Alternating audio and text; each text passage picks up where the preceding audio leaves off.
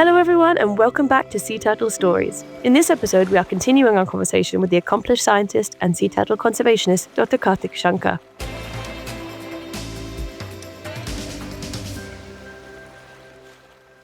So Dr Kartik, you spoke about consumptive use of sea turtles earlier, which I think is a phrase you use in your book.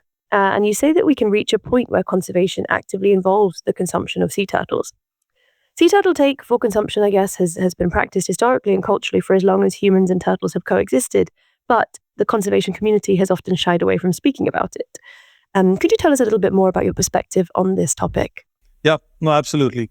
You're right that the idea of the use of sea turtles, consumptive use of sea turtles, has been sort of anathematic to turtle conservationists worldwide for decades now.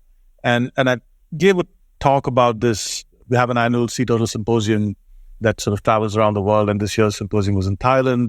In my closing talk, I covered some of that history, and I point out that Archie Carr, who's considered to be the father of sea turtle conservation, was one of the people that championed the idea that turtle populations around the world were declining and needed to be protected.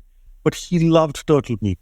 And in his own book, he says, one of my greatest sacrifices to the religion of sea turtle conservation is giving up turtle soup or turtle meat, right? In Windward Road, he talks about how after the laws had been passed, he'd go into the local supermarket and confiscate cans of turtle meat, saying, "Turtle guys know this is illegal." And he said, I couldn't bring myself to throw them away. So I'd take them back to my trailer and I'd eat them quietly over there. So I'm like thinking, this man, if he were alive, he'd be the first person to say, I'm so happy to see these turtle populations rebound. Let's start eating them again, right? Archie Carr, I think, was doing what he thought was right for the time. But he recognized the cultural traditions and would have been sympathetic to the idea of use. A generation of American sea turtle conservationists, Western, largely, mostly American, then for decades, through the IUCN's Marine Turtle Specialist Group and through the other sort of major organizations that they're part of, campaign across the world for cessation of sea turtle take, right? So most countries have no-take laws, right? Most sort of communities, most places where there are turtles, there are laws in most places that was driven by this model that came out of the West, primarily the US. Some of it was targeted at, the hawksbill turtle trade. Cuba had stockpiled hawksbill tortoise shell. Japan wanted to buy it, but they weren't allowed to because of CITES, because all of these had now been placed on CITES. They were all classified as critically endangered on the red list. There's been places, I think maybe the Seychelles, where they had these stockpiles where they actually publicly burned the stockpiles, sort of as a commitment to sea turtle conservation. Anyway, so decades of very strong opposition, apart from mostly one guy called Nicholas Brozovsky, who was at the University of Toronto. Toronto sort of like tirelessly campaigns in the opposite direction of that period of time, in the 80s and the 90s. And honestly, the entire sort of American community of sea turtle conservationists hated him for it. And I say hated him for it. Some just professionally, some were like, I completely disagree with his views. Some of them really just disliked him to the core. But Brozovsky was one of the most rational people in the community, right? And he would keep pointing out how these arguments were flawed. But I go for my first sea turtle symposium in the late 90s. Brozovsky's student Matthew Godfrey is wife Lisa Campbell, who's a social scientist, and we organized a session on sustainable use at a conference in Malaysia in 2003. The guys that we invited, some people from the croc specialist group, and the croc guys have always been pro-use, right? And so they come in and they're like, let's tell you how we do it. But that workshop, which was like a mini symposium, it sank without a trace. Nobody spoke of it again, never came up in conversation. And all that pretty much happened was that they were like, oh, Brozovsky's student Matthew Godfrey is just like him. And that guy from India apparently is one of them as well, right? So, we were all just cast as the black sheep of the community. I mean, it's a very friendly community, so everybody's friendly to each other. And it's lovely, but we knew that we were all on opposite sides of this debate. 15 years pass. There's a panel at the Japan Symposium. The theme of the Japan Symposium is Beyond Protection. And they actually had the Japanese Beko artists there, and the sea turtle conservationists who got very offended because they said, this is still not allowed by international law. It was offensive to have this person. And much of us said, why? It's their tradition. You've passed a law that you've imposed it in a way on the world. But there was the official theme of the symposium was beyond protection. We debated it at this panel discussion we had. Fast forward to 2024, and 3 plenary speakers, 2 at the opening ceremony and me at the end. And I pointed out to them that I said, from being violently opposed to the idea of use, you had 3 plenary speakers at a symposium, all of whom brought up sustainable use, and all of us brought it up in a positive way, right? I was like, are we finally beginning to see a slow shift in the community's ability to talk about it? We're not even saying you should start doing it tomorrow, but be open to the idea of a discussion. And I think that we were able to stand up and say this out loud to our community of 700 people, I think does, in a way, for me, denote a little bit of a shift. The people sitting on the fence are probably saying, not saying it's a good thing yet, but sure, let's talk about it. So for sure, yeah, that's definitely got to be a first step. It's been maybe a difficult topic. There's been a lot of pushback, and it's not considered appropriate in many circles to discuss that. But yeah, of course, there has to be a place because it's a large part of sea turtles' life, and their history as a species is intertwined with that. So it has to be discussed. Talking about kind of consumptive use, is there like a slippery slope argument that legitimizing that use could end up resulting in previous levels of hunting and or harvest that we do know to be unsustainable? Would there be a risk, do you feel, of legitimizing or allowing that consumptive use and maybe a knock-on effect from that? So I think there's a risk to both allowing it and not allowing it, right? And the risk to allowing it is what you said, is essentially poor regulation. But there already is poor regulation, which is leading to illegal take in a number of places. And the problem with illegal and unregulated take is hard to monitor, and perhaps has even worse impacts than monitored regulated take. There's sort of the philosophical question of why is it okay to eat wild caught fish? Of course, there will be people who will say we should stop eating turtles and fish and everything and move to plant-based diets, but I'm not going to get into an argument about that. But assuming that we acknowledge the need for animal-based protein in human diets, then why are we drawing the line between here that this is not okay to consume at all, right? And if it is okay to consume, then the question only becomes a matter of regulation. There's another recent study, and I don't remember the details of it, but it's a global study that ballpark shows that where there still is take, most of the takes happening in populations that can actually sustain that level of take. And I think some of that's legal and some of that's illegal. I guess the legal ones are like the egg take in Oceania and so on, and there's probably illegal take of adults and eggs elsewhere. And it's showing that where that unregulated take is happening, it's still happening in populations that appear to be able to sustain that level of take, right? So if you have monitored, regulated take, you're actually, if anything, improving what already exists. The slippery slope argument applies to everything, right? And so you mitigate that by having checks and balances. Yeah. The government that allowed a certain take can always prohibit it again. So I think there's also a fear of experimentation. And finally, there's the complementary risk of if you don't allow take, then you are losing social capital, right? Because there's people that historically used it, have been prohibited from using it, and now seeing all the turtles out there and going, what the hell? This was never about the number, was it? You don't care what happens to me. So there's loss of social capital there. I think there's loss of scientific capital, if you want to call it that, right? Because as I said, if you've based your premise on a scientific argument and now you're sort of like, it's not about the science anymore, then why should I trust a dialogue with you? Because you just chose to change the goalpost. So I think there's loss of trust in that as well. So there's risks associated with taking that decision to not have take as well. So everybody thinks of risk as only, if I allow take, more turtles might die than I want them to. But what are all the other risks associated with your behaving, honestly, in my opinion, irrationally? You briefly mentioned before about how to decide if consumptive use becomes an aspect that we are utilizing. Where do we decide where that can be? And you mentioned Lakshadweep, the island where there is now a massive population of sea turtles, and actually we're now seeing a seagrass decline, which will have knock-on effects, like you mentioned. Are those the sort of areas that the efforts would be perhaps initially focused, or how would you sort of decide where that could occur? Well, at a practical level, it's not even a conversation that I think we would be able to initiate in India. We've conflated a few things. We've conflated the vegetarianism of certain communities within India that also have been both economically and politically powerful communities and created some of the laws that we live with.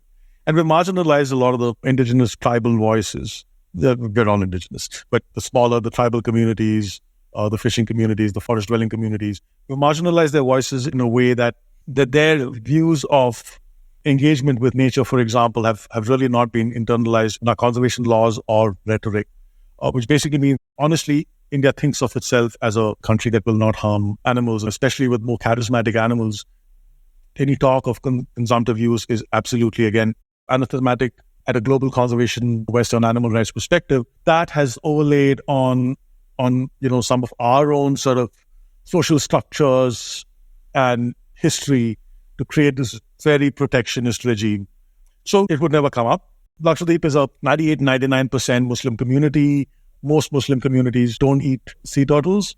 And so, the killing of green turtles there was mostly to use the fat for caulking on boats. But there was historical trade of turtles from Orissa and Tamil Nadu in the south. In Tamil Nadu, the green turtle populations have really declined.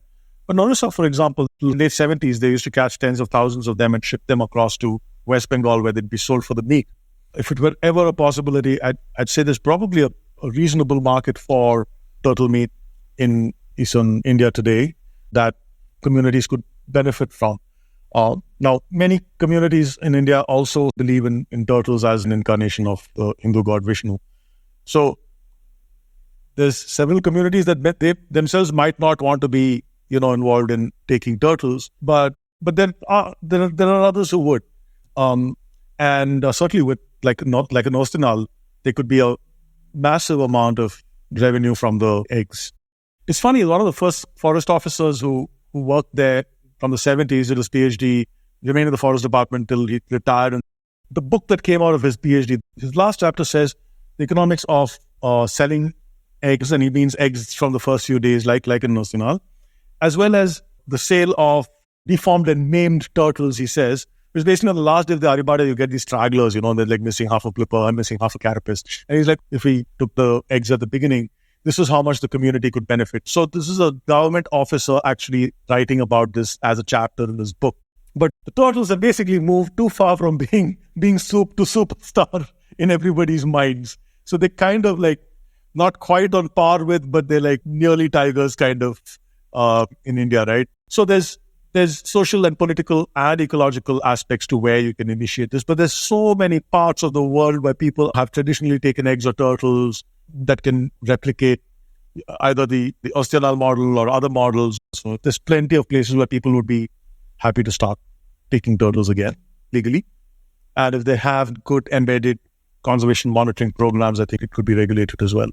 With the green turtles that are now really dominating the seagrass beds, that must have a knock-on effect. For example, seagrass beds are really important fish nurseries. So the seagrass beds are a lot of places where a lot of baby fish start their life, and therefore the fish stocks will rely on the seagrass beds. And if the seagrass beds, unfortunately, now are party to arguably an excessive amount of turtles that the seagrass beds can't sustain that, how do we mitigate that, or can we mitigate that knock-on effect that may have on the fishing communities?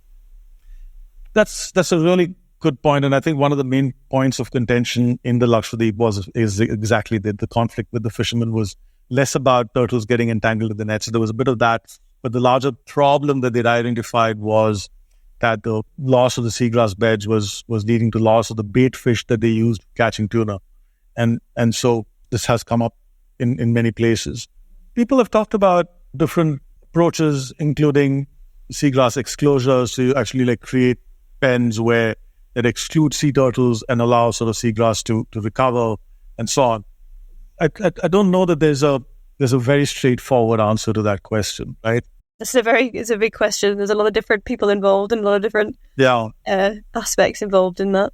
I think that, again, going out on a limb here, if those communities were responsible for regulating the turtles as well as they used to in the past, with certain checks and balances, that might reduce the degree of conflict. So when the folks in the Lakshadweep did kill turtles I'm sure there were points of time where the turtle numbers went up as well, but maybe the seagrass beds are declining and maybe want to cull a few. And it's not such a strange idea. People do this.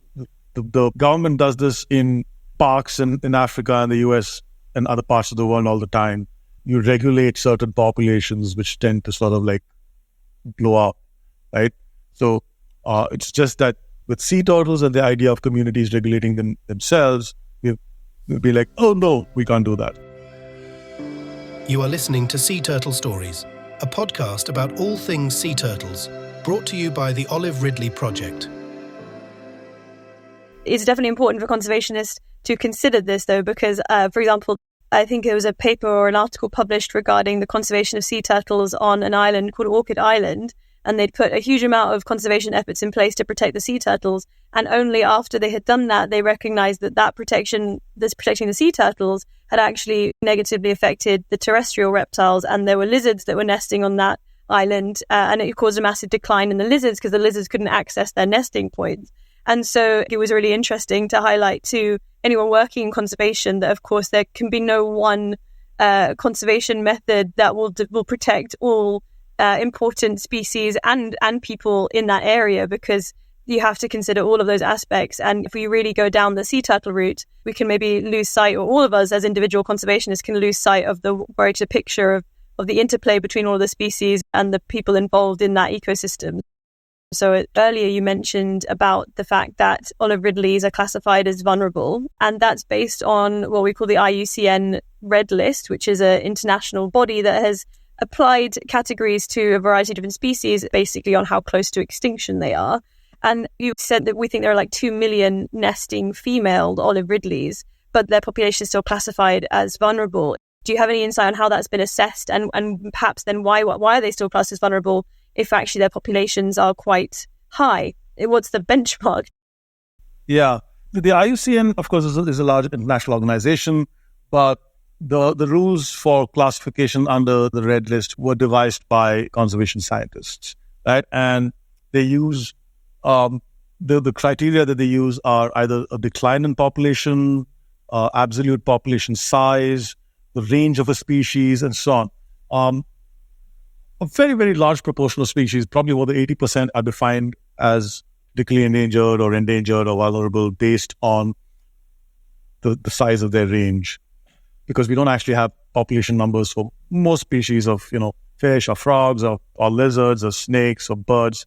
We kind of know where they're found. So people draw range maps, and the size of that range often determines the tiny range, critically endangered, very large range, not endangered at all, or least concern, as the IUCN calls it. So interestingly, all sea turtles would be classified as least concern if we went entirely on the basis of range size. But the way it works is that you base your final assessment on the axis that is providing the most evidence of threat, right? So globally, these are globally distributed species. For sea turtles don't qualify on the basis of absolute abundance either. What they do qualify on is the basis of population decline over 3 generations, and we've argued for decades over what 3 generations constitutes, how many years that is, what historical numbers might have been, right? And so when we say the IUCN has a body that examines reports, the reports for these assessments are actually carried out by specialists, for example, for turtles within the Marine Turtle Specialist Group. And that's just a bunch of us scientists around the world who are people that spend huge number of hours synthesizing all the available data. And then based on that data saying that this is where I think it should be classified. All of these have actually recently been reassessed. Olive ridleys were endangered. Now they're considered vulnerable. I think leatherbacks were critically endangered and then reassessed as endangered. So they've all they've been downlisted, which is a strange phrase because I'm like, they're doing better. We should actually say they've been uplisted, right? So it almost pains conservationists to move their species from a higher threat category to a lower threat category. But the reason that despite these really large abundances and distributions, that assessors often classify species like sea turtles in threat categories. If I compare it to frogs, it's kind of absurd because it's like a critically endangered frog is like a frog that's sitting on one hilltop and has been seen 5 times in the last 20 years, right? Yeah. That's a critically endangered frog. and you compare a critically endangered freshwater turtle or a frog with a sea turtle, it just cognitively dissonant. Yeah. But the reason that sea turtle conservationists and assessors still place them in higher threat categories than the numbers might indicate is because IUCN doesn't distinguish between the ecological data, which is the range size and the population size, and the level of threat, right? It sort of mushes them together. So they're like, we know there's lots of ridleys, we know there's lots of leatherbacks, but if we took them off a threat category, then it would be open season. Then people would build, ports and harbors, and they destroy these beaches, and they'd be like, oh, but turtles aren't important. So I need to keep it in a higher threat category because the threats are still contemporary. And the IUCN allows for that. It says if the threats still remain, so if you've got an assessment of abundance or range, and then you assess parallelly with that what the degree of threat is. But that gets sort of like combined together in a single classification term, right? And so if I told you what I thought, what vulnerable meant or endangered meant to a frog in terms of its likelihood of extinction, I'd say, way higher, right? So as an ecological term, then not really comparable between these different species. And I think that's a problem with the way the system's set up. And there have been critiques by various people, including myself, but people accept this as this is the best system we have and, seems to be working.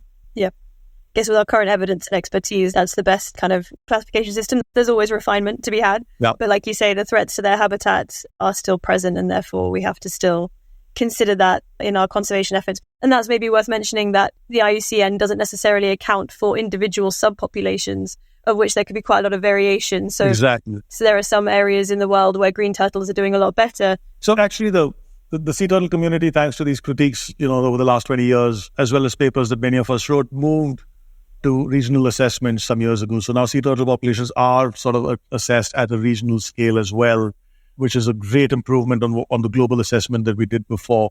But actually, some regions are better representative of populations than others, perhaps. The decisions that we're making about use and regulation are at even smaller spatial scales, right?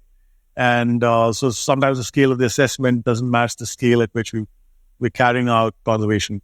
But having said that, sort of refining the scale at which you assess and decide whether that population needs more stringent conservation measures or use can be introduced, certainly will make much more sense at individual population levels.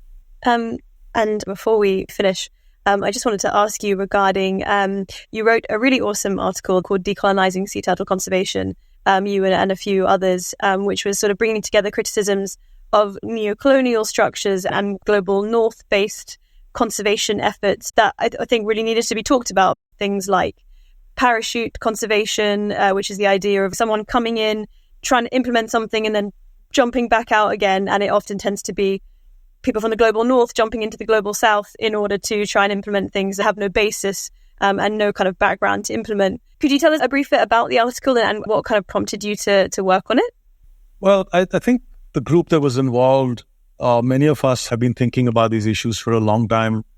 Those of us working in the global south as well as people working in the global north. And I was sort of first involved in an article about parachute science and marine research in general. This was about 10 years ago. We were at a workshop and sort of talked about a lot of issues in ecology and evolution of Indo-Pacific marine fauna, marine biogeography.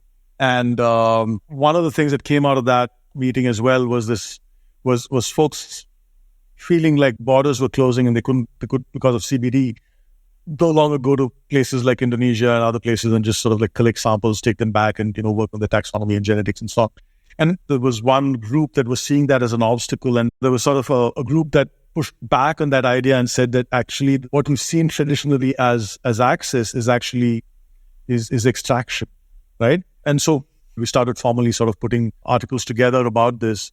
And more recently, I think I can't quite recall what the trigger is, but I know that Brian Wallace and I have been talking about this for years. He comes at it with the perspective of someone from the global north who's really concerned about the colonial practices of the past, but how they're also embedded in the work that we do now. As I've said before, there's a framing of it as global north versus the global south, Western versus the rest of the world, white versus people of color, and so on. But it sort of extends to all types of hierarchy. What gives me the right, just because Andamans is part of India's political territory, what gives me the right to go there and extract, right? So I think we all have to ask ourselves that question is about what roles we're playing there, what are we giving back. I think in the context of colonial practice, it's two separate things. It's one is the extraction of the science and the other is imposition of ways of living, right? Yeah. And in one respect, the extraction of science is when you've gone to a place and done work by yourself that you could have done collaboratively with someone else, right? Or you've used someone's knowledge as, you've gone there and collaborated with a local scientist and you use them basically as a local guide. Right? They know where to take you, but you're not treating them as a peer in terms of science. And this is still quite common across the world. But in the conservation field, the other one is at a wider impact, right? The practice of imposing your ideas of what conservation is. And the question I ask myself is, okay, I got to the Andamans, is there someone I can actually collaborate with over there, right? If there isn't, then, you work with local students or researchers or the local community are sort of working with you in the field. I think that's all right, because we're still building slowly. It may take decades, as long as you're building towards eventually they're having the capacity to do those things.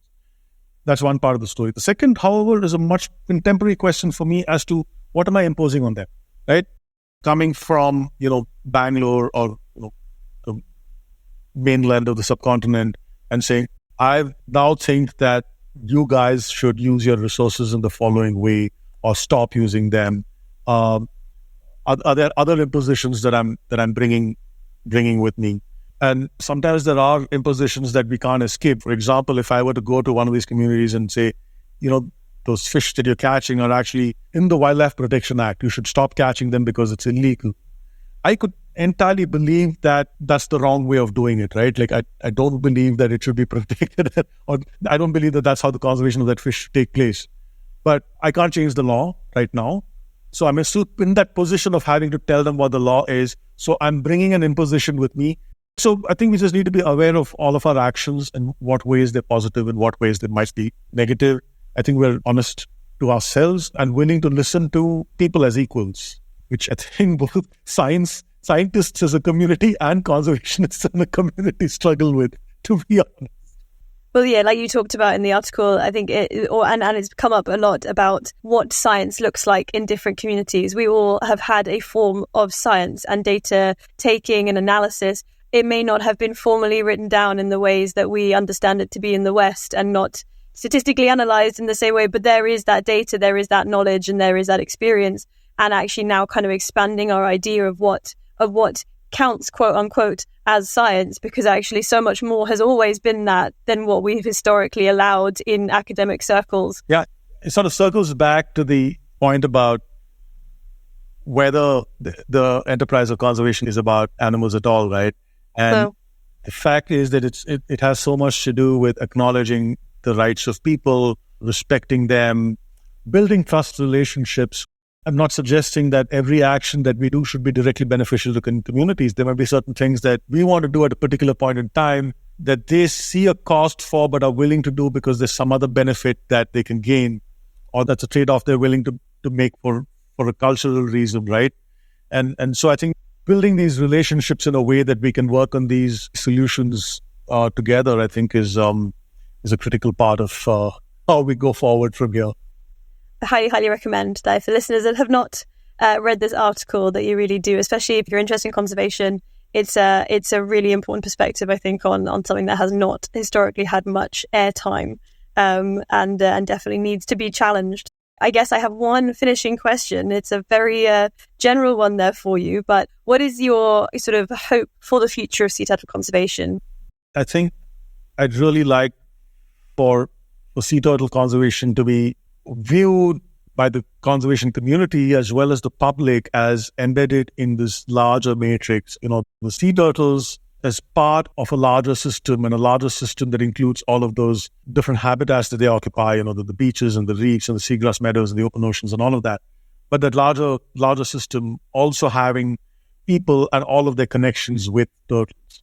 So for me, I think sea turtles are doing all right. Sea turtle conservation, on the other hand, could certainly evolve to be more broad-minded and pluralistic and capture the wealth of ecological connections that sea turtles have, but also the richness of social connections that we have with them.